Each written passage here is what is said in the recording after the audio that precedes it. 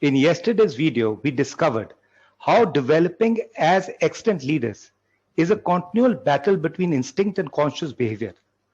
We also learned that how conscious behavior can win the battle against instinct through managing one's emotions, and hence it is important for leaders to build on their rational intelligence by developing their emotional intelligence. I do hope you also took the assessment on leadership and management. If you were unable to do so, I am again sharing the link in this post. Today we will learn about the second step and discuss how we can increase our self-awareness, which is one of the key building blocks to helping our development as leaders. By using the latest research in neuroscience, people can raise their awareness, learn more effectively, behave more appropriately, and hence be high performance and better leaders.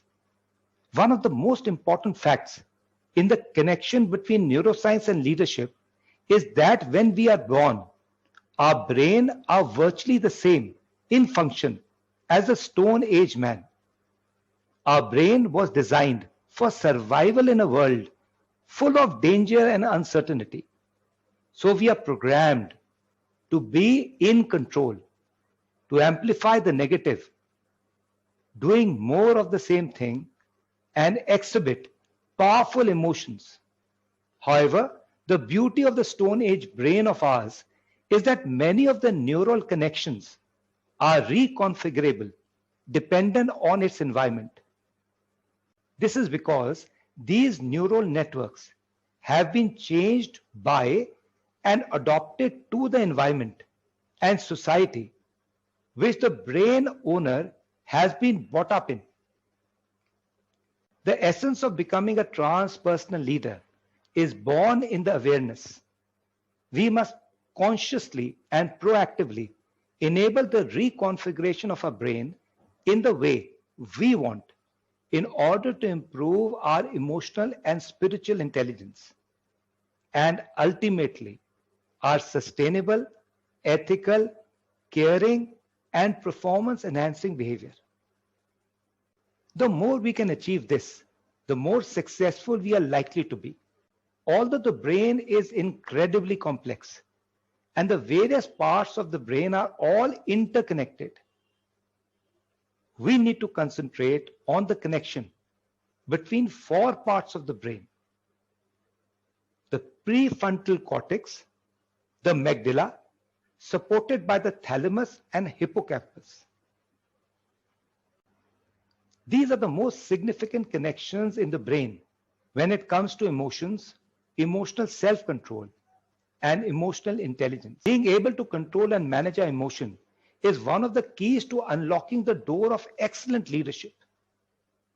This is the process we need to learn to manage and make sure that, except in a crisis or extreme danger, the short route does not control the process. Leaders telling people what to do does not provide sustainable, effective change. The conclusion that we have got is that rather than knowing everything and telling people what to do in today's world, perhaps the most important thing a leader can do is provide the right environment so that the people in the organization can learn and perform effectively. Your action for today is, from the learnings of today, identify what one thing are you going to do differently? When would you like to achieve it? And how will you know when you have achieved it?